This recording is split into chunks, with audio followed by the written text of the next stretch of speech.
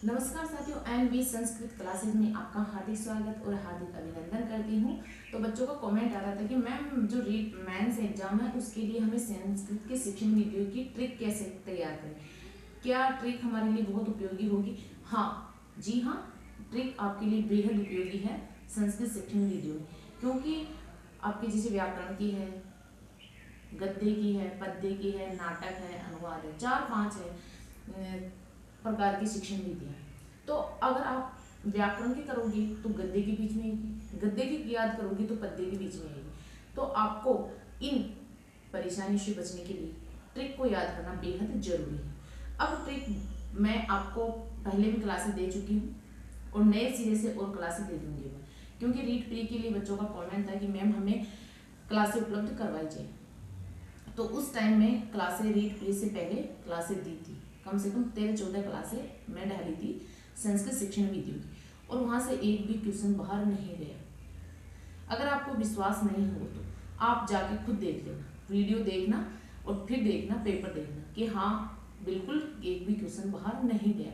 लेकिन मेहनत तो आपको ही करनी पड़ेगी, क्योंकि मैं तो आपको एक मोटिवेशन दे सकती हूँ, एक मार्गदर्शन दे सकती हूँ कि हाँ आपको इस तरीके से पढ़ाई करनी है तो आपका सिलेक्शन हो सकता है ना।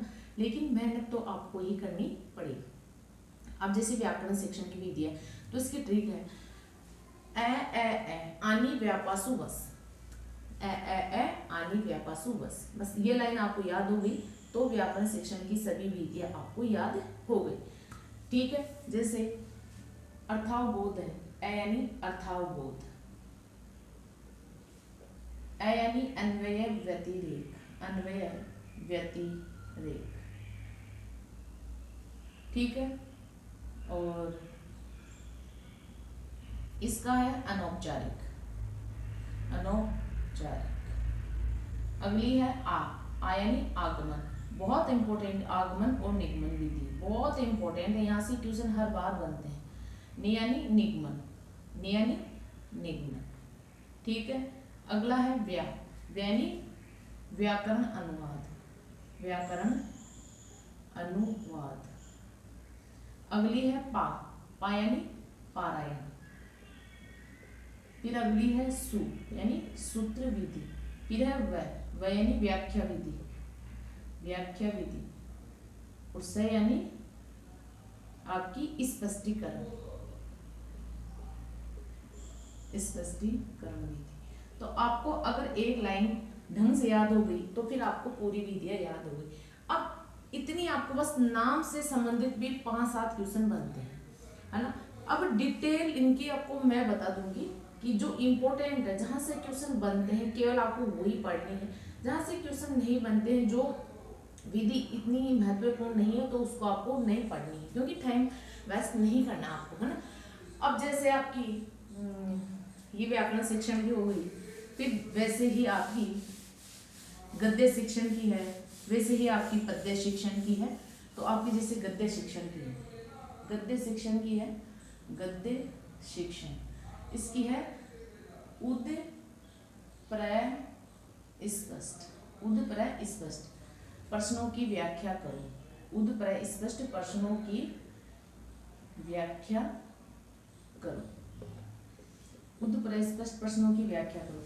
तो उद यानी उद्बोधन, उद यानी उद्बोधन, प्रय यानी प्रवचन, स्पष्ट यानी स्पष्टीकरण, प्रश्नों यानी प्रश्नोत्तर, और व्याख्या यानी व्याख्या विधि, है ना। बस आपको अगर एक लाइन की ट्रिक, एक लाइन की ट्रिक है, अगर ये आपको याद हो गई तो आपका बेड़ा पार हो गया, ये मान के चलो, क्योंकि 20 क्वेश्चन आएंगे 40 नंबर के, है ना। तो आपका बेड़ा पार होने वाला है। तो आपको शिक्षण वीडियो में इतनी परफेक्ट कर दूंगी, इतनी परफेक्ट कर दूंगी कि मैं दावा करती हूँ अगर मेरे नोट्स से एक भी क्वेश्चन बाहर जाए तो फिर मैं पढ़ाना छोड़ दूंगी आपको, कि हाँ अगर एक क्वेश्चन भी शिक्षण वीडियो में बाहर चले जाएगा तो मैं आपको पढ़ाना छोड़ दूंगी। लेकिन मेहनत आपको करनी है, जैसे जैसे मैं आपको बताऊँ वैसे वैसे आपको फॉलो करना है, और क्लास को ज़्यादा से ज़्यादा लाइक, शेयर और सब्सक्राइब करना है, ताकि सभी बच्चों तक क्लास जानी चाहिए, 1 का भला उसके साथ 10 का भला, 10 का भला उसके साथ 100 का भला। आप जिनका भला करोगे तो ऊपर वाला आपका भला करेगा, ठीक है। तो आपको बिल्कुल भी इसको नज़रअंदाज नहीं करना है, और जैसे जैसे मैं बताऊँ वैसे वैसे आपको फॉलो करना है।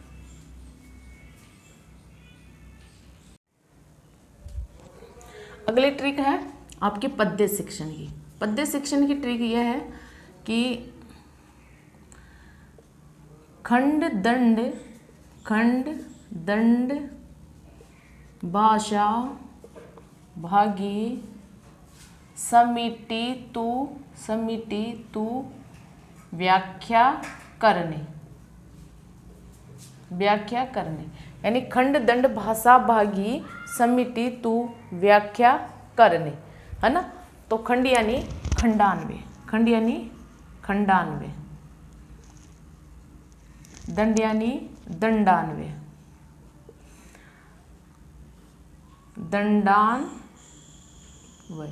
ये खंडानवे दंडानवे वेरी वेरी इंपॉर्टेंट विधियां है पद्य शिक्षण की।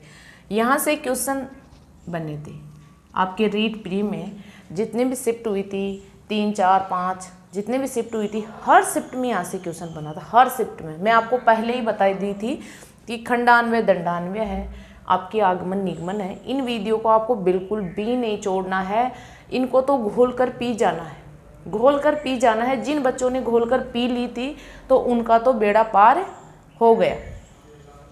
फिर है भाषा यानी भाषा अनुवाद, फिर है बा यानी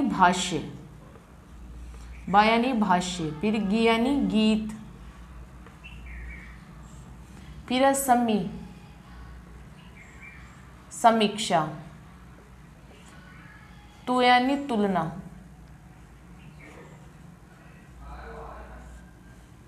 यानी व्याख्या विधि, यानी खंड दंड भाषा भागी समिति तू व्याख्या करने।